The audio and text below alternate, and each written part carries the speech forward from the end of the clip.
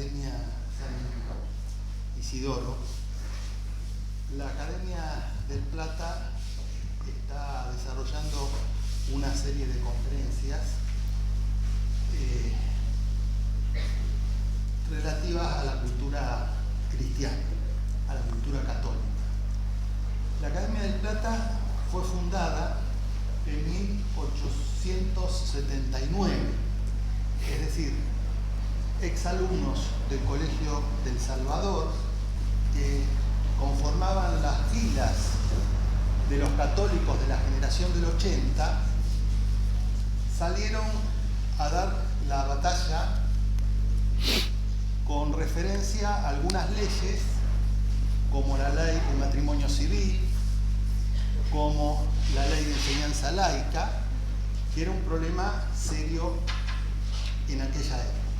Bueno, venos aquí como eslabones de esta cadena, de una cadena, continuamos esta tradición y hoy estamos bregando en contra de la despenalización del aborto y en contra de la institucionalización de la eutanasia. Justamente el doctor Nicolás Laferrière es vicepresidente de la Academia del Plata. Y yo diría que en lo que hace o lo que toca el derecho privado es una de las cabezas descollantes. Tanto es así que es profesor titular de Derecho Privado en la Universidad de Buenos Aires, profesor titular de Derecho Privado en la Universidad Católica Argentina, en la que desarrolla una amplia labor de investigación en la que, o por la que insta a los estudiantes y a los profesores a emprender esa labor de investigación y dirige muchas investigaciones relativas a estos temas, sobre todo de bioética. Así que es una buena forma de mantenernos informados y poder tener herramientas para responder a esta cultura de la muerte que se ha cernido en nuestros días y sobre la que nos pegan patadas en los tobillos todos los días. Así que los dejo con el doctor profesor Laferrière o profesor doctor Laferrière para que tome la palabra. Muchas gracias, Daniel. ¿Aquí? Bueno, buenas noches. Muchísimas gracias por la invitación. Gracias especialmente al párroco por la hospitalidad. Es un gusto venir aquí, ver tantas caras amigas. Muchísimas gracias al doctor Aliotto, profesor Gini, por la invitación a las dos academias y honrado de estar aquí. Bueno, con la ayuda del Espíritu Santo espero poder decir algunas cosas que sirvan a todos y estar abierto al diálogo que compartamos en torno a este tema de la eutanasia en la perspectiva de justamente nuestra aspiración, que es la cultura de la vida. Mi presentación va a centrarse primero en presentar de qué estamos hablando, qué está pasando con la eutanasia y con los proyectos de ley que hay en la Argentina para legalizar la eutanasia, tener un panorama de qué pasa a nivel global, a nivel del mundo. Luego vamos a ver los aspectos centrales de los principios bajo los cuales abordar este tema y luego vamos a estar a estudiar algunos aspectos particulares que podríamos llamar, en definitiva, desde la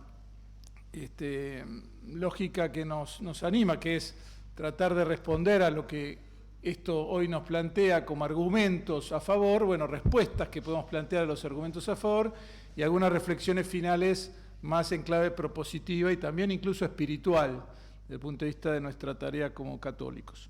Así que vamos sin más a esto. Bueno, en el mundo tenemos pocos países que han legalizado la eutanasia. Cuando hablamos de eutanasia, englobamos, acá yo estoy englobando tanto países que legalizan explícitamente que una persona que está padeciendo una enfermedad le pida a un médico que lo mate. Así de claro, o sea, le pide a un médico que en lugar de curarlo, le dé una sustancia para terminar con su vida. Porque esta persona percibe que su situación es tan dramática, tan intolerable, que no quiere vivir más. Entonces pide ayuda para que le quiten la vida. A eso llamamos eutanasia activa, ¿tá? Después vamos a ver algunas distinciones, pero de eso vamos a hablar. No voy a hablar centralmente de cuando se rechaza un tratamiento, de cuando se toman decisiones vinculadas con algunas, con el final de la vida. Eso no va a ser nuestro tema. Nuestro tema va a ser lo que se está debatiendo hoy en Argentina. ¿Qué es esto? Es decir, legalizar un procedimiento por el cual, ante el pedido de un paciente, se le va a provocar la muerte por un médico. En el mundo, esto está legalizado en pocos países. A veces en los medios de comunicación se dice, ¿por qué es una tendencia? Mentira, o sea, no son tantos los países en todo el mundo, piensen ustedes, que legalizaban esto. Ahí tienen en la diapositiva, tienen países que legalizaron la eutanasia: Bélgica, Ecuador por una sentencia del Tribunal Constitucional, Bélgica hace muchísimos años, 2002, Ecuador en 2024 y Uruguay en 2025. Impactó mucho en Uruguay el año pasado, fines del año pasado, y este año ya empezó a aplicar, a reglamentarse. Algunos países regulan lo que se llama un suicidio asistido. El suicidio asistido consiste en que una persona pide una sustancia y se la autoadministra. La diferencia con la eutanasia es que la eutanasia se la aplica a un médico. En el suicidio asistido se la aplica la propia persona. Por eso se dice que es un suicidio asistido. Sería como el suicidio legalizado con la ayuda de una persona que puede o no ser médico, y que la persona que lo pide puede o no estar enferma, ¿tá? Esto suena medio raro, pero así es en algunos países como Alemania y como Suiza, que los tienen allí. También en Austria, en los Estados Unidos, en 13 estados, y en Italia por una sentencia del Tribunal Constitucional. Como ven, en ese mapa en ese cuadrito, hay algunos países que todo esto está por vía judicial, o sea, no es una ley en sentido propio como lo que se está debatiendo en Argentina. Finalmente, hay una cantidad de países en que esto está, tanto la eutanasia como el suicidio asistido. Esto es Australia, Canadá, Colombia por sentencias judiciales, España desde 2021, Luxemburgo, Nueva Zelanda en los últimos años, Países Bajos desde hace muchísimo tiempo y Portugal desde hace poquito. ¿Por qué les traje esto? Para empezar, para que se vea que esto es un fenómeno que a nivel internacional está en debate, pero tampoco es que es abrumadora la mayoría de países donde esto se presenta, con lo cual es un fenómeno que todavía está muy en discusión. De hecho, este viernes perdió estado parlamentario, fracasó en el Parlamento británico un proyecto de suicidio asistido. O sea, el Parlamento británico discutió durante casi 2 años un proyecto de ley, pasó por la Cámara de los Comunes, pasó a la Cámara de los Lores y en la Cámara de los Lores fracasó. No significa que no van a seguir, pero indica que aún en un país como Gran Bretaña, muy liberal en su concepción, este tema no logró encontrar consenso justamente por las enormes dificultades que tiene cómo regularlo. Ahora voy a decir algo sobre esto. También en Escocia, el Parlamento escocés hace poco menos de un mes lo rechazó.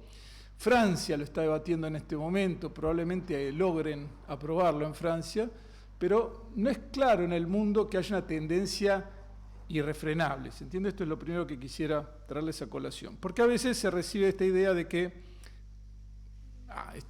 pasa en todos lados. No es tan así. En Argentina tenemos en este momento 5 proyectos vigentes en la Cámara de Diputados y un proyecto en la Cámara de Senadores. En Argentina la oleada de proyectos de eutanasia comenzó en 2021 bajo la estela de la ley de aborto. Cuando salió la ley de aborto, hubo muchos grupos que dijeron, ya que salió la ley de aborto, vamos por la eutanasia. Y se presentaron muchos proyectos de ley entre 2021 y 2022. En agosto de 2022, en la Cámara de Diputados, se reunió una comisión de asesores y dijo, vamos a comenzar el tratamiento. Y parecía que empezaba y ahí se frenó. Eso fue la única vez que el Parlamento, en comisión de asesores, trató el tema. Ahí se produjo un parate. Y a fines del año pasado, cuando sale la ley en Uruguay, se vuelve a producir una andanada de proyectos sobre el fin del año pasado que ahora están a la espera de su tratamiento. Ustedes saben que en nuestro país se presentan miles de proyectos de ley por año, pero no todos se tratan, de hecho salen pocas leyes al año, pero indica una cierta, tendencia que revela que el tema está en debate. No hubo un tratamiento formal, todavía no comenzó, no estamos ante comisiones, no hubo audiencias, no hubo nada. Simplemente proyectos de ley que ahí los tienen, no importa quiénes son los autores por ahora, quizás después a alguien le puede interesar. Bien, eso en cuanto al fenómeno que tenemos delante. Es decir, estamos hablando de que en nuestro país hay legisladores que están preocupados, en lugar de fortalecer el sistema de salud, en lugar de que haya mejores cuidados paliativos, en lugar de que podamos acompañar a las personas que sufren, que no haya carencias en las medicinas, están preocupados en cómo las personas que al parecer están tan bien atendidas en el sistema de salud que necesitan pedir algo para que los maten, Estamos hablando de esto, ¿tá? Suena duro, suena muy impactante, pero de esto se trata. Esto quiero ser muy claro. No estamos hablando de una persona que tiene un cáncer terminal y que entonces no acepta un respirador no acepta que le hagan quimioterapia. Eso es otro debate que Argentina tuvo en el año 2012, que se resolvió con una ley, que es una ley que tiene aspectos buenos y algunos aspectos malos, pero que no es de lo que se está tratando ahora.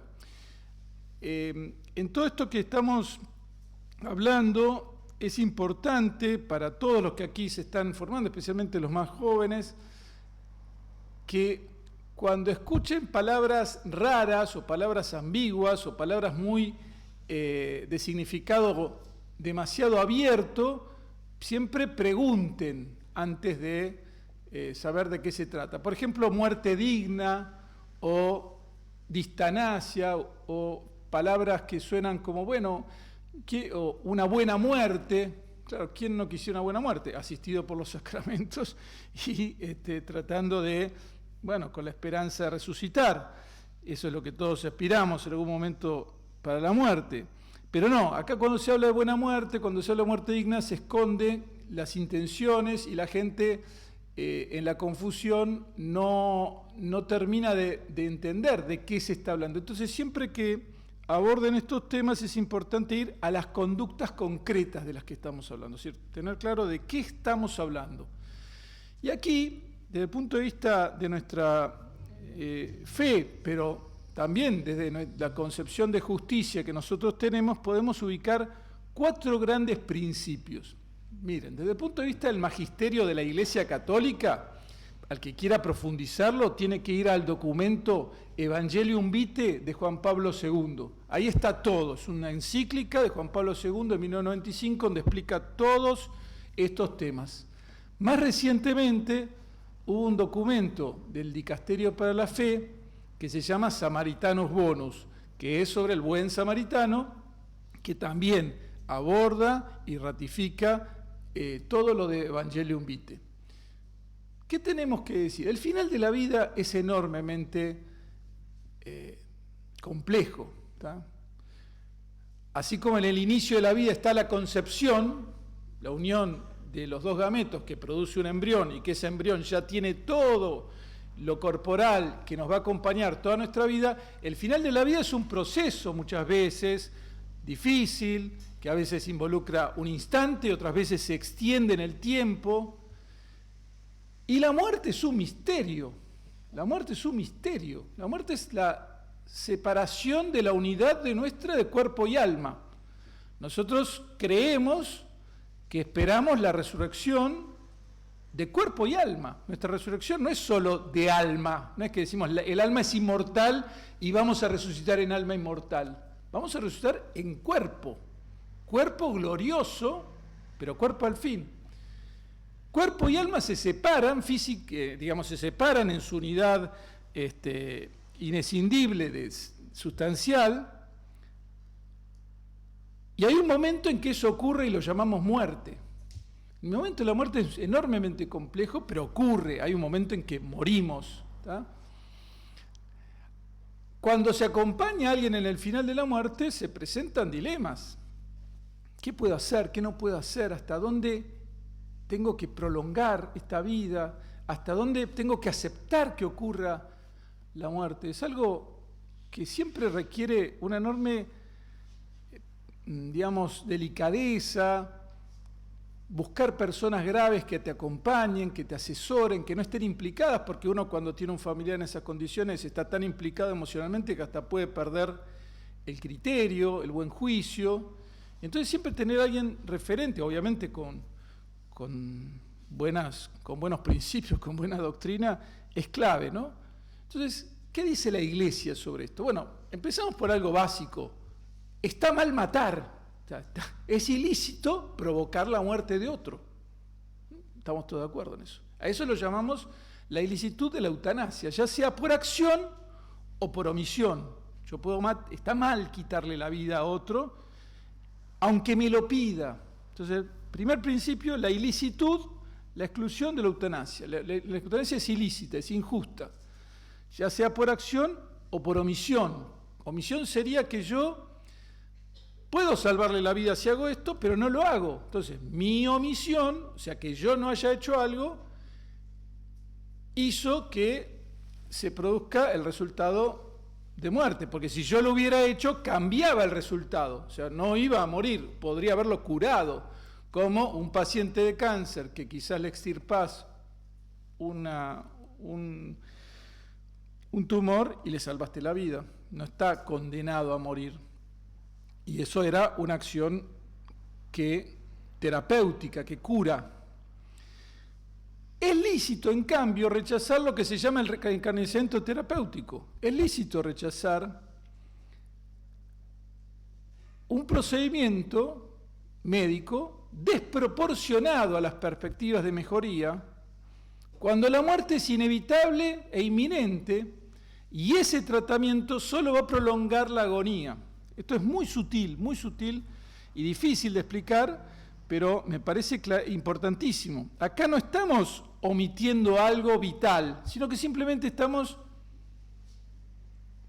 aceptando que la muerte ocurra. ¿Por qué? Porque lo que estoy rechazando no hace más que prolongar una agonía, pero no prolonga la vida, no cura, no mejora nada. Y eso sí es lícito renunciar a eso. De pronto, un paciente puede renunciar a una quimioterapia y no es por eso está provocando su muerte, porque acepta en un resultado final. Está el que quiere probar todo y el que dice yo no quiero recibir la quimioterapia, quiero estar en mi familia, en paz con los míos y esperar la muerte en ese contexto donde ya es inevitable. Esta distinción es muy importante. ¿Por qué? Porque todo este camino de la eutanasia está marcado de confusiones, de gente que le dice, ¿y vos, si en el momento de tu muerte, o estás en la etapa final, te duele, estás dolorido, ¿te gustaría te gustaría no sufrir? Sí. ¿Entonces aceptarías una buena muerte, una muerte digna? Sí. Ah, bueno, entonces aceptaría la eutanasia. No, pará, yo no dije eso. Yo estaba diciendo que sí, que yo no quiero sufrir, que en el final de la vida no quiero que me pase nada, quiero aceptar la muerte cuando ocurre, pero no quiero que me provoquen la muerte. Y esto es muy importante, y esto es lo que la Iglesia, desde siempre, desde hace muchísimos años, ya con Pío XII, después con Juan Pablo II, ya con más claridad y definición en la encíclica que les mencioné, Evangelium Vitae, dijo, es lícito el rechazo, lo que se llama el encarnizamiento terapéutico. ¿Qué es encarnizarse? Es como aferrarse a vivir cuando ya la vida no va más, porque la vida temporal es un bien, pero un bien penúltimo a la vida eterna, que es la vida en plenitud, la vida que todos anhelamos, la vida en la comunión trinitaria, en la plenitud que esperamos en la resurrección, porque esperamos una resurrección que, como les decía antes, es corporal, ¿no? Cuerpo glorioso, no el cuerpo que tenemos ahora. No es lícito, en cambio, rechazar la hidratación y la alimentación, que sería como comer y beber, porque son cuidados básicos. Entonces, esto sí lo admite la ley argentina, la ley de 2012, y nosotros lo criticamos en su momento y lo seguimos criticando. En ese punto no estamos de acuerdo con la ley argentina. Y finalmente son lícitos los cuidados paliativos, que son los tratamientos médicos, sobre todo fármacos, que te ayudan a sobrellevar el dolor. Opioides, algunos tipos de medicamentos que bajan el dolor. Con esos 4 principios podemos abordar situaciones de fin de vida. Después está lleno de detalles, y en las terapias intensivas todos los días los médicos toman un montón de decisiones sobre estos temas. Deciden, ¿qué hacemos con este paciente? ¿Le damos la quimio o no le damos la quimio? Y discuten, y el paciente dice quiero o no quiero, y se toman decisiones. Y es prudencial, muy difícil, pero siempre teniendo en cuenta esto: no matar. Podemos renunciar a algunas cosas en la medida en que esto sea inminente, inevitable y sea desproporcionado, no renunciar a la alimentación e hidratación y aceptar los cuidados paliativos. Con estos 4 principios ya estamos dotados de criterios para abordar el tema. Esto es muy difícil de explicar. Imagínense que yo se lo estoy explicando un domingo a las 8:30 de la noche, acá en un ambiente de fe, de iglesia, y cuesta hablar de esto, ¿no? Cuesta hablar de la muerte, cuesta hablar de estos temas. Hay chicos muy jóvenes, espero que no los esté impactando lo que hablan señor. Imagínense en el debate público, ¿tá? Así empezó en Uruguay. En Uruguay empezaron perdiendo por goleada, porque los que estaban a favor de la eutanasia armaron una encuesta, salieron a armar la encuesta y dijeron: ¿y usted le gustaría en el momento de la muerte que sufrir o no sufrir? No, yo me gustaría no sufrir. Entonces ¿usted estaría a favor de la muerte digna? Sí. ¿Entonces estaría a favor de una eutanasia? Sí, 70%. Manipulados, o sea, en la confusión. Ahora, es muy compleja la realidad de este tema, ¿se entiende? Es decir, porque estamos hablando del final de la vida, estamos hablando de la necesidad de distinguir entre conductas, pero lo que se está discutiendo es muy grave, porque es que se regule un procedimiento sobre cómo matar al paciente a su pedido. Y lo digo con toda claridad porque es realmente grave lo que se propone en estos proyectos, y suena muy crudo, pero es así. Esto no lo podemos matizar, esto es realmente lo que se pide. Es dificilísimo, ¿por qué? Porque nos encontramos con que hay gente que hoy considera que esto es parte de su libertad. Ciudadanos argentinos y muchos diputados, lamentablemente, que dicen: bueno, llegado un momento la persona libremente puede querer no vivir más. Y lo dicen así abiertamente. Bueno, y esto es lo dramático del asunto, ¿no? Que no se entienda que la vida es un bien, ¿no? En el fondo ese está la gran tema. Bien, entonces hasta acá las 2 primeras grandes partes de qué se trata este tema y cuáles son los grandes principios. Ahora vamos a lo más, digamos, apologético, los puntos que se suelen discutir. Bueno, primero la denominación. Todos estos proyectos de ley no llaman vamos a matar al paciente, no, los llaman prestación de ayuda para morir, como una prestación médica. Vos vas al médico, tenés la prestación de atención domiciliaria, la prestación de quimioterapia, la prestación de ayuda a morir. Ahora, claro, eso es eutanasia. Lo maquillan, como aborto es interrupción de la vida, del embarazo, eutanasia. Bueno, ¿cómo le puso eso? Le puso interrupción voluntaria de la vida. ¿Por qué? Porque quería colocarse bajo la estela del aborto. Interrupción voluntaria de la vida. Es matar, ¿está bien? Es matar al paciente. Entonces, la denominación prestación lo quieren ubicar como una prestación del sistema de salud, cubierto por el sistema de salud, o sea que las obras sociales, las prepagas, te van a decir: bueno, mirá, ¿qué necesitas? ¿Una cadera? Bueno, mirá, la cadera, la prótesis te va a tardar como 6 meses. Ahora, si querés, la eutanasia la tenés en 10 días. O sea, esta es básicamente la opción de la que se está trabajando, ¿no? En general, en la Argentina, los proyectos de ley proponen tanto eutanasia como suicidio asistido, las dos modalidades. Las causales son muy amplias. En general están redactadas de tal manera que es el propio paciente el que determina cuándo ese sufrimiento es intolerable. Por ejemplo, en los Estados Unidos, los estados que lo tienen lo regulan solo para casos de enfermos terminales. Y entonces es muy acotado en los Estados Unidos el caso. En Uruguay está una causal de terminalidad, pero después otra causal muy amplia. Si la causal, ustedes se imaginan, quien tiene una enfermedad grave e incurable, pero con padecimientos que la propia persona percibe como intolerables, se convierte en un criterio subjetivo. Si la persona en el contexto de su atención médica se va a ver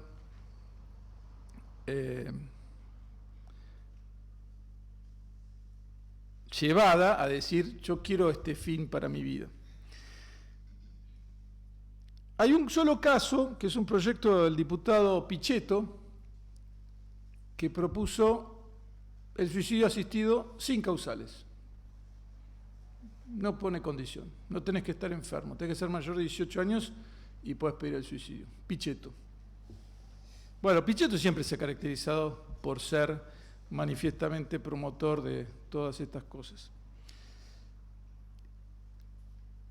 Los proyectos de Argentina no crean un cuerpo de eutanasiadores. Se dicen, bueno, muy bien, estos pacientes pueden pedir la eutanasia, pero el médico que lo está tratando tiene que responder, tiene que evaluar el pedido y ejecutar la eutanasia. O sea, esto impacta en muchísimas especialidades médicas. No es solo el oncólogo, que es la mayoría de los casos en el mundo. Neurólogos, gerontólogos, psiquiatras, cardiólogos y demás especialidades que ahora se me olvida, soy abogado. Pero esto es muy importante, ¿por qué? Porque es un profesional que se enfrenta a algo que no se entrenó, porque después lo va a tener es hacer un procedimiento para provocarle la muerte al paciente. Tiene que administrar una sustancia para provocarle la muerte. La mayoría de los proyectos, entonces, sí contemplan la objeción de conciencia, que, por supuesto, tiene, digamos, una redacción parecida a la de la ley de aborto, que es una redacción un tanto restrictiva. Pero, en definitiva, contemplan la objeción de conciencia. En general, los proyectos intentan crear como una especie de trámite burocrático para intentar garantizar que el paciente no le esté pidiendo por presión, porque ¿qué podemos sospechar? Que hay alguien que lo está presionando o que lo hace un poco en la desesperación. Esto lo tienen estudiado los de paliativos. En paliativos hay un concepto que se llama el deseo de adelantar la muerte. Entonces los que hacen de cuidados paliativos están habituados a que el paciente terminal les dice, y no me ayudás a morir. Esto, no sé si acá alguno colabora con un hospice. En Argentina tenemos 21 hospices, el movimiento hospice es muy fuerte, son los que acompañan a los que están en el final de la vida, y ellos suelen contar, si el paciente me pide que adelante la muerte, pero tienen claro que es un pedido que es como ocasional. Después en los hechos quieren que alguien los acompañe, que alguien los escuche, que alguien esté con ellos, que alguien se ocupe humanamente, no quieren estar solos. Se les viene la muerte, o sea, es duro, es muy duro. Pero no, aunque digan que quieren morir, en realidad. Entonces, como esto pasa, para evitar que esto sea muy incontrolable, ¿qué hace el Estado? Regula un procedimiento muy burocrático que tenés que pedirlo una vez, tienen que pasar 15 días, tenés que recibir información, tenés que pedirlo una segunda vez, tiene que pasar por un consejo y entonces te vamos a eutanasiar. Ahí hay matices, algunos lo ponen primero, te vamos a consultar un comité, otros no. y bueno, hay matices. Algunos, salvo 2 proyectos, varios de los proyectos incluyen a niños, a personas con discapacidad, con restricciones a la capacidad. La mayoría de los proyectos contemplan la objeción de conciencia y modifican el Código Penal. Vamos a los puntos críticos. Acá sería, ¿qué respondemos nosotros? Bueno, primero no existe un derecho a morir. En el fondo lo que se plantea es, tenemos un derecho a poner fin a nuestra vida, podemos decirle a alguien, no, yo no quiero vivir más. La vida es un bien. Es verdad, alguna gente piensa que la vida no es bien, no es un bien y que en un punto no quiero vivir más. Bueno, obviamente que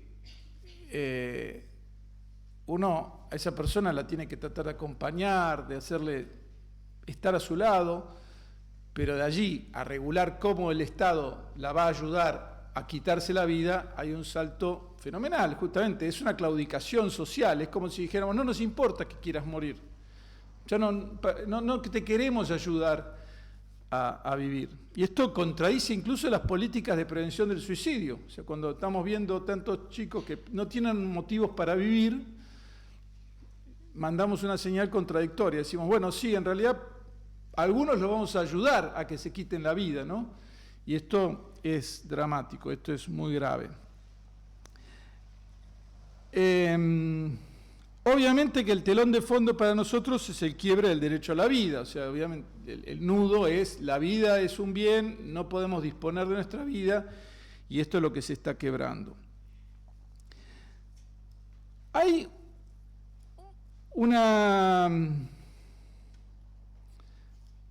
todo en el mundo, uno de los sectores que más se opone a los proyectos de eutanasia es el grupo de personas con discapacidad.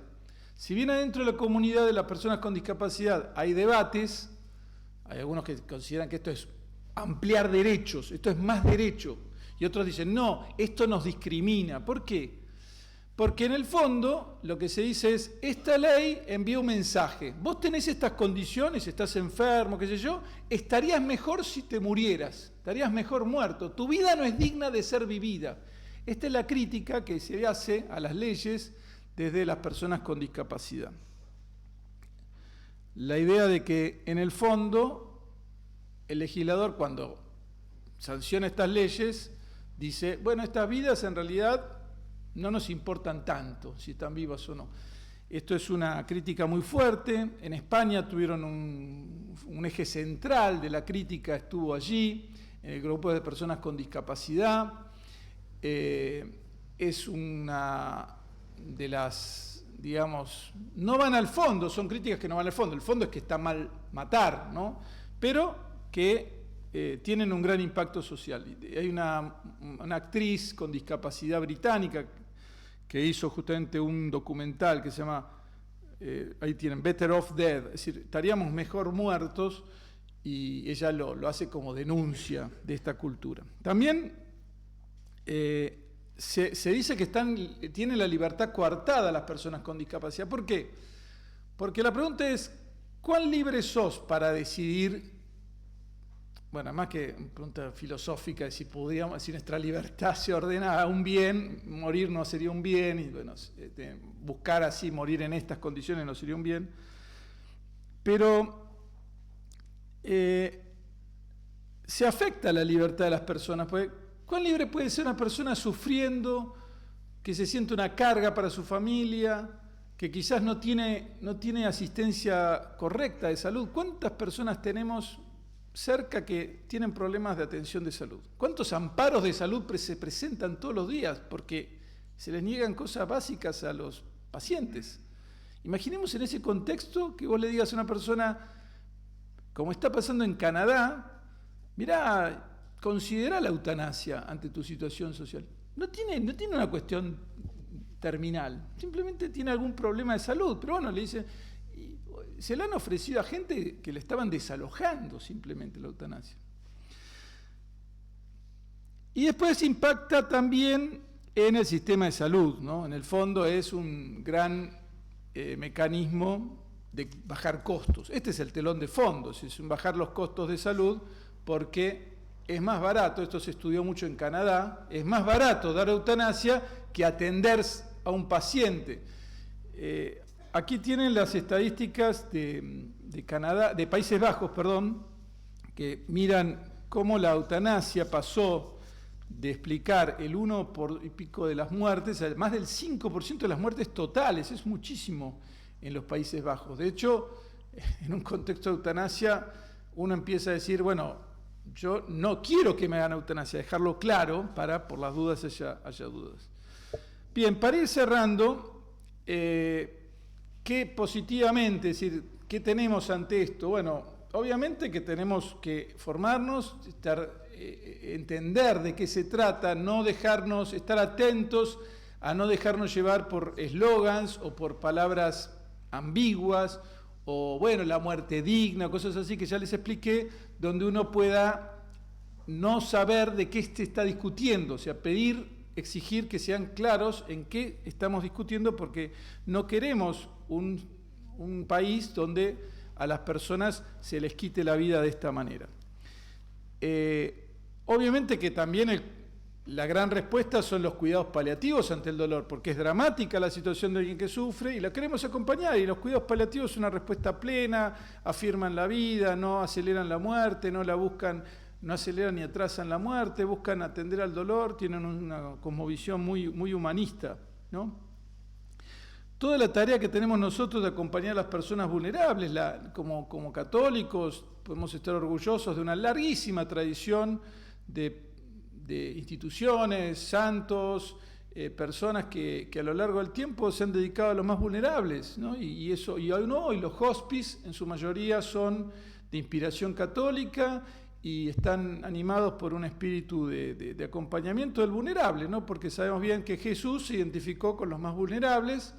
Lo sabemos por Mateo 25, lo sabemos por el Sermón de la Montaña, cuando él dice, bueno, felices los que lloran, felices los que trabajan por la justicia. Ahí está esa tarea y tenemos allí toda una misión. Y por supuesto, va a poner en clave nuestro sistema de salud, porque ahí va a estar también un foco de debate.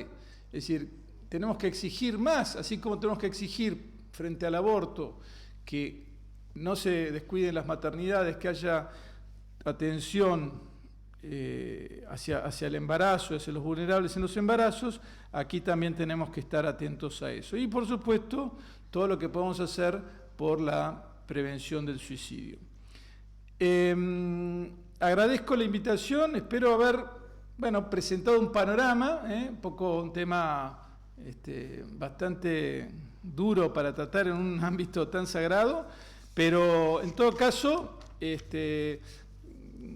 quisiera terminar diciendo que es el desafío que hoy nos toca en un sentido, o sea, dentro de los muchos desafíos que siempre tenemos como personas de fe, pero culturalmente es un punto muy importante porque implica un quiebre de qué hacemos frente a los más vulnerables. O sea, así como el aborto nos interpela frente al acompañamiento de la madre y su hijo y el famoso salvemos las dos vidas, acá en el fondo el gran quiebre es entre una cultura profundamente individualista o una cultura fraterna, donde somos responsables los unos de los otros, y que el otro haya perdido razones para vivir me obliga a doblar los esfuerzos por tratar de acompañarlo y no dejarlo solo en su desesperación, abandonado, e incluso tener la cínica pretensión de ayudarlo a que se quite la vida. Me parece que eso es un poco grave y es lo que está pasando. Gracias por la atención.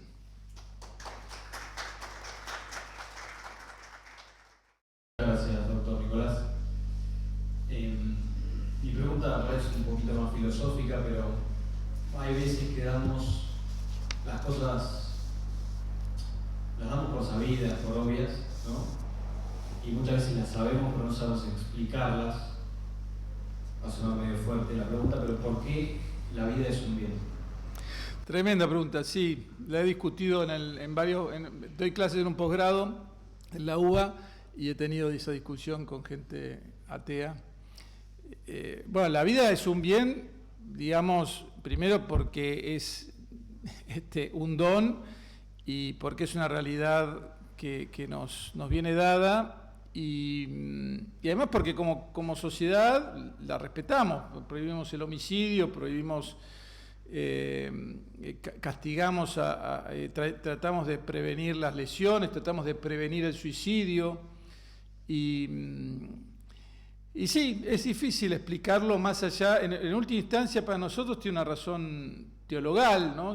Nos viene dada por Dios, pero creo que podemos compartir culturalmente con la idea de que toda sociedad se basa en el principio fundamental de que matar al otro es un quiebre de la convivencia y un quiebre de principios básicos.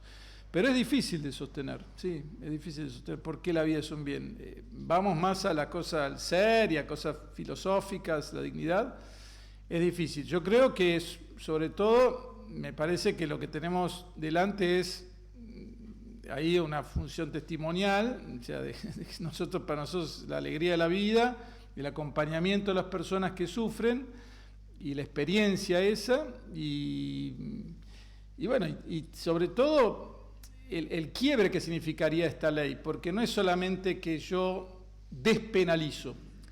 En los años 80 el debate era sobre la despenalización. La despenalización sería, en un contexto liberal, mirá, si alguien ayudó a otro a quitarse su vida, no lo castigamos penalmente, pero no creamos un derecho, generamos...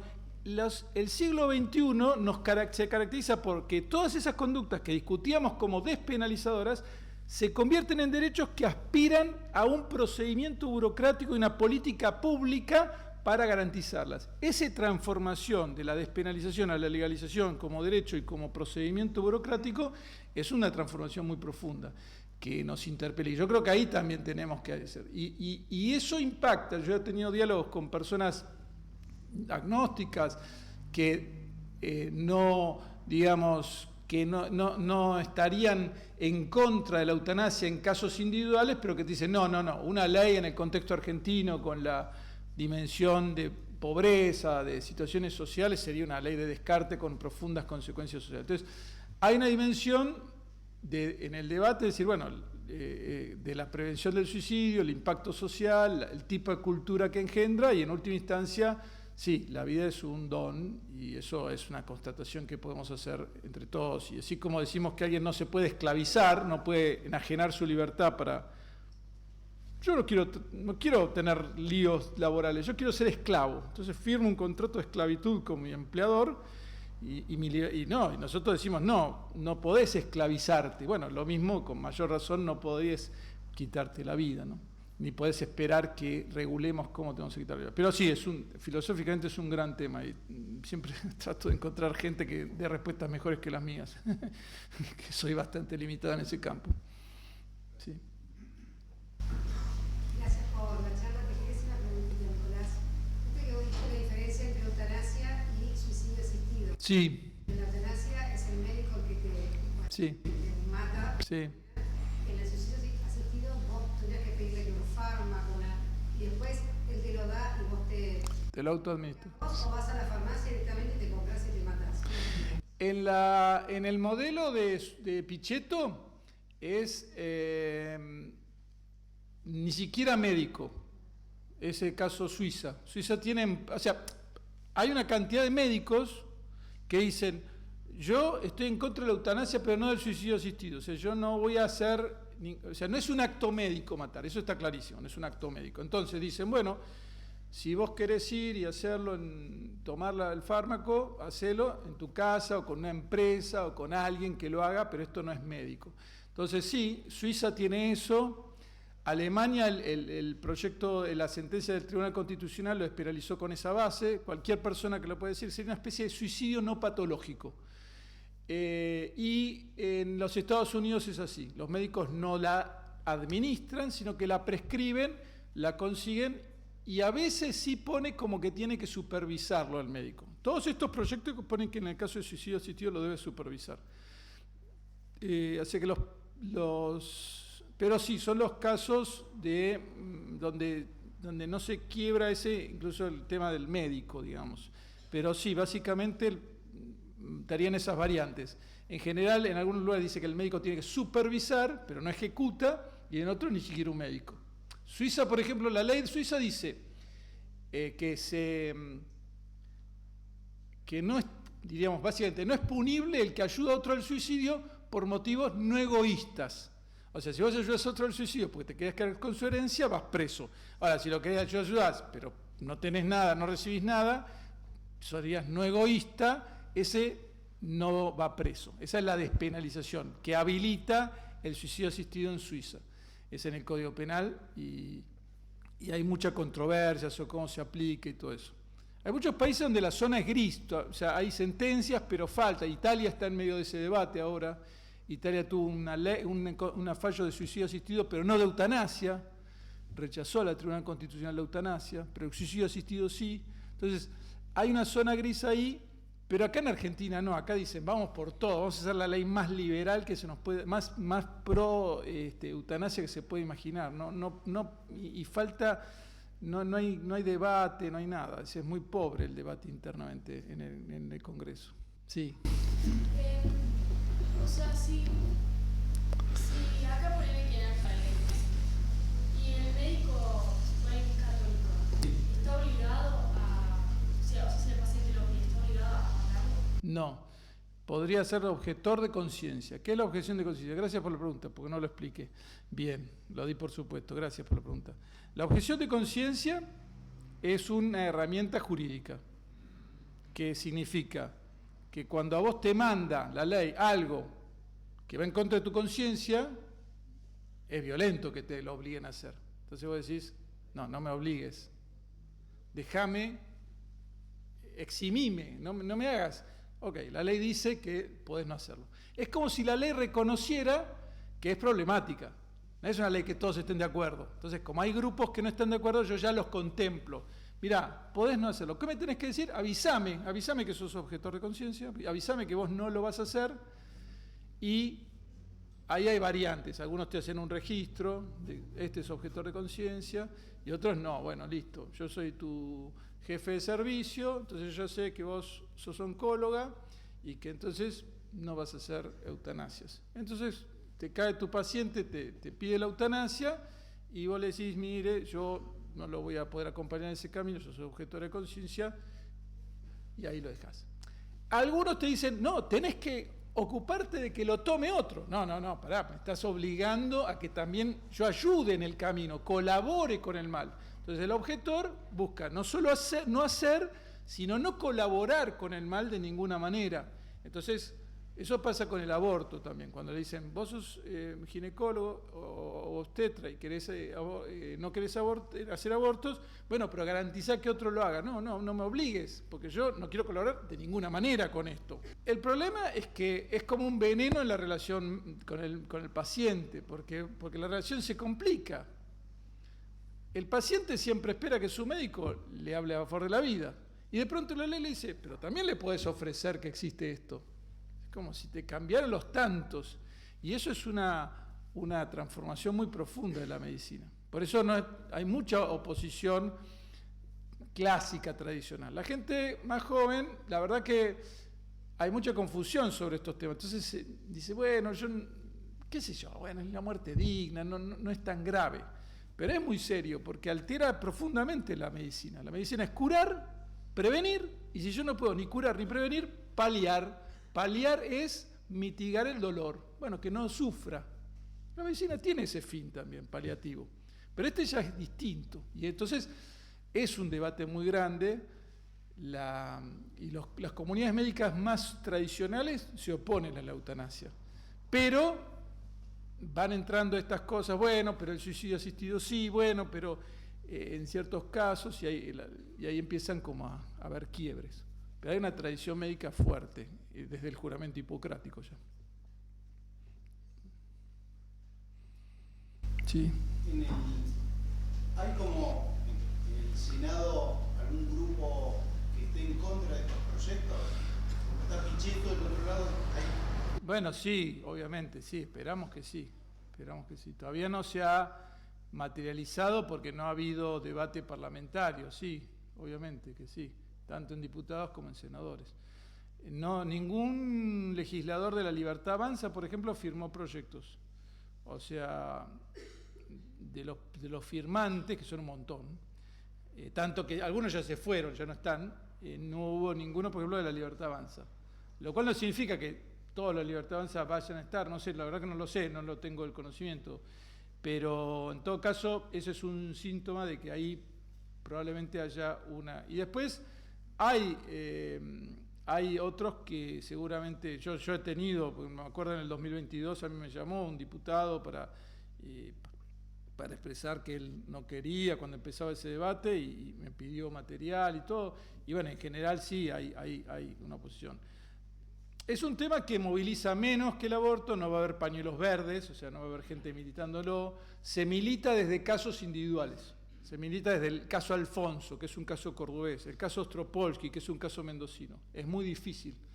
A mí me ha tocado ir a televisión claro, está el familiar de Alfonso, dice, y te muestran un paciente sufriendo y vos venís después y decís, no, está mal eso. O sea, y claro, queda como un desalmado. O sea, eso es muy difícil mediáticamente, es muy difícil el debate, pero es un debate donde haya grandes movilizaciones, más bien son influencia mediática de casos muy dramáticos, que todos nos conmovemos, qué horrible lo que le está pasando a esta persona, que no sufra más, pero es una falsa solución pensar que matarlo es la solución. La solución es acompañarlo, darle cuidados, y entonces es muy difícil el debate, va a ser muy difícil en ese sentido. Por eso digo que para mí los ejes del debate público van a estar dados por personas con discapacidad que se opongan fuertemente, porque va a ser muy poderoso ese argumento.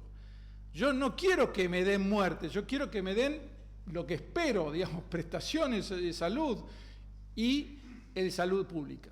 O sea, la verdad es que en el mundo esto se aprueba porque es parte de una mentalidad tecnocientífica que dice la vida en realidad no tiene ningún valor por sí. La vida es todo materia que tenemos que optimizar para tener más ganancias. Entonces, cuando alguien ya no es útil, ¿y para qué seguimos manteniendo este inútil, digamos, este que nos cuesta plata? Habilitemos que se lo pueda matar. Básicamente esa es la lógica. Claro, nadie lo dice abiertamente, pero en el fondo es lo que subyace. Canadá lo dijo abiertamente, tuvieron estudios económicos que fundamentaban por qué lo querían aprobar. Entonces, creo que ahí va a haber un debate social en el modelo de salud y el otro es en el campo de la discapacidad. Pero mediáticamente, y además no hay tanta plata como en aborto, esto me lo dijeron gente que está a favor de la eutanasia. En aborto había mucha plata internacional, acá no hay tanta plata, o sea, porque no hay fondos, no hay campañas internacionales, no hay. En un punto pareciera que este tema de la eutanasia se junta con el aborto por razones de malformación o de problemas congénitos de lentitud, por nacer. Sí. Cuando se autoriza al aborto por esas razones. Sí, tal cual. Sí, es verdad. De hecho, el diagnóstico prenatal, cuando habilita el aborto, es una manera de eutanasiar, en algunos casos, al por nacer, digamos. Especialmente en los casos de malformaciones muy severas. Y la segunda cosa, me parece a mí, ¿no?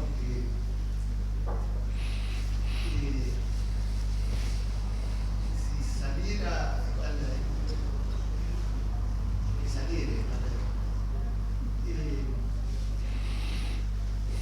se produciría una revolución en los hospitales, en los sanatorios, porque la verdad la experiencia personal, nosotros todos hemos pasado por experiencias más viejos, ¿no?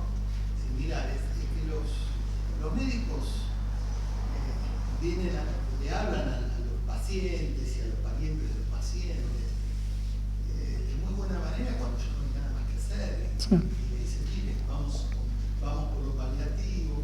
Es decir, los equipos de ética en los hospitales y en los sanatorios funcionan muy bien. Ahora, si a esos mismos médicos que bregaron por la vida del paciente, en un momento dado dicen, no, esto ya no es más tu norte, es decir, no te dedicas al arte de curar, sino al arte, utilizas tu técnica no para curar, sino para matar. Es la cultura de la muerte frente a la cultura Absolutamente. Expresada a través, es como si nos dijeran que frente a una persona que está por tirarse de un puente, en cambio de ayudarla, bueno, ayudarla a que se tire. Sí, sí. No, es... No es natural esa conducta. No, totalmente. Es un quiebre muy profundo, pero bueno, tiene una concepción antropológica detrás, que es la vida como bien disponible, que es la vida como realidad puramente material, utilitariamente medida. O sea, nuestra vida vale en la medida que somos útiles productivamente. O sea, pierde el anclaje ontológico, el anclaje espiritual, el anclaje de dignidad que tiene nuestra concepción, ¿no? Sí, por supuesto. Sí. No, es un quiebre muy profundo. Pero es muy difícil el debate porque, claro, son casos muy conmovedores y que te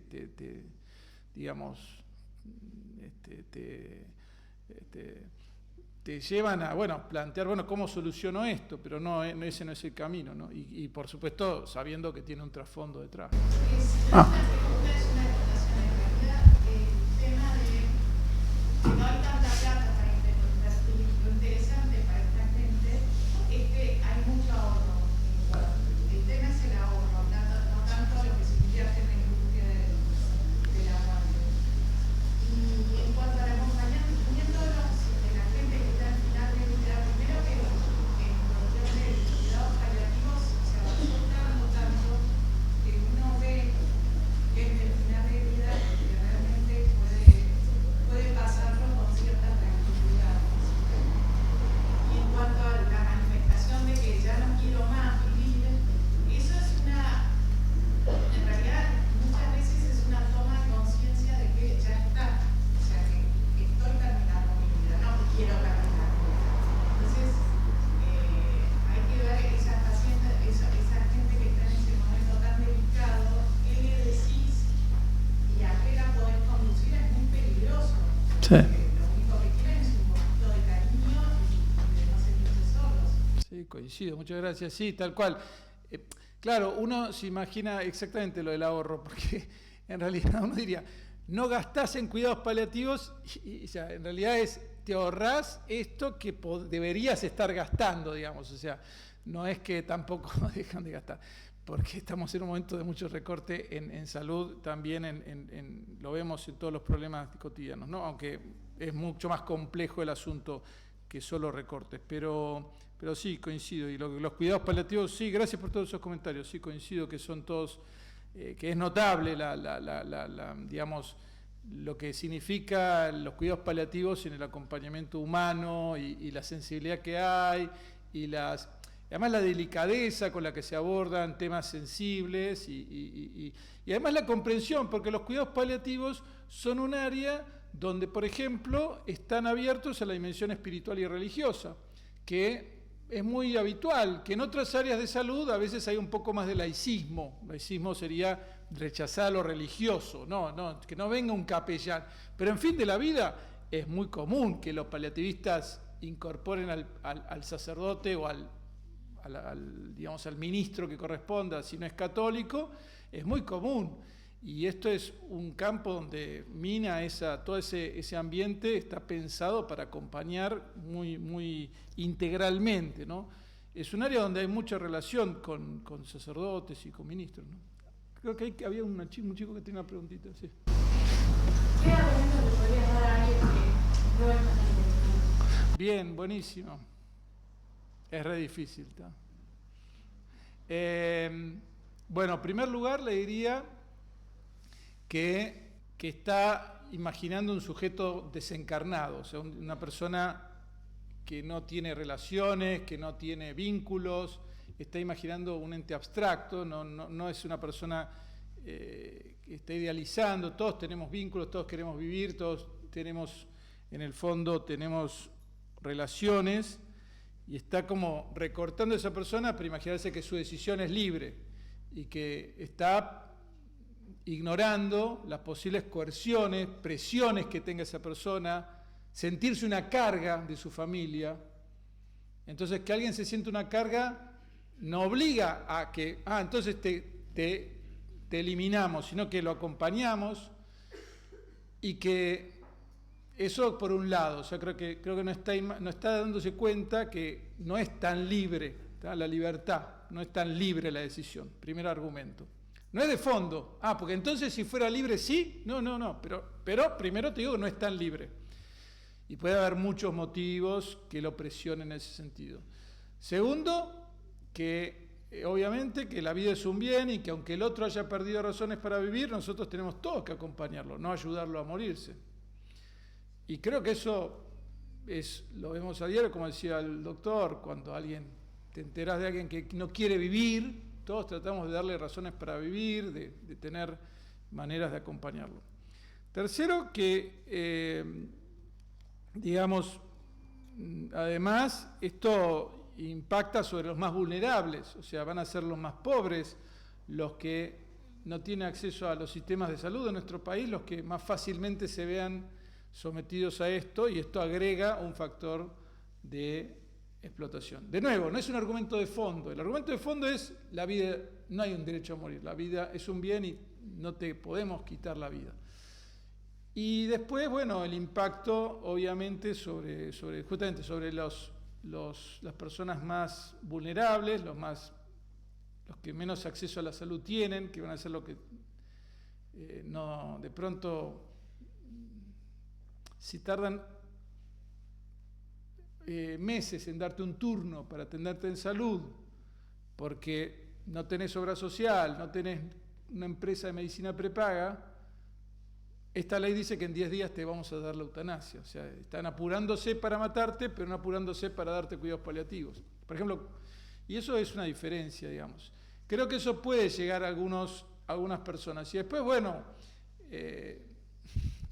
hay una dimensión muy, muy misteriosa de cruz, donde nosotros en los debates a veces sabemos que tenemos razón y el otro no se llega a convencer, pero hay que entender que, bueno, felices cuando practiquen la justicia, busquen la justicia, y vos sabés que quizás no convenciste, pero dejaste la duda, ¿no? Ratzinger decía, el cristianismo en este tiempo es como ese que va a un pueblo y dice, miren, hay un incendio, y es el payaso. Entonces, claro, como es el payaso nadie le cree, pero bueno, alguno quizás se pregunte, y si tiene razón, y bueno, tenemos que hacer esa tarea, dejarle sentada, mirá, y si tiene razón que la vida es un bien y que en realidad estamos haciendo una injusticia, y apelar a la conciencia natural, a la ley natural que pueda estar presente en esa persona.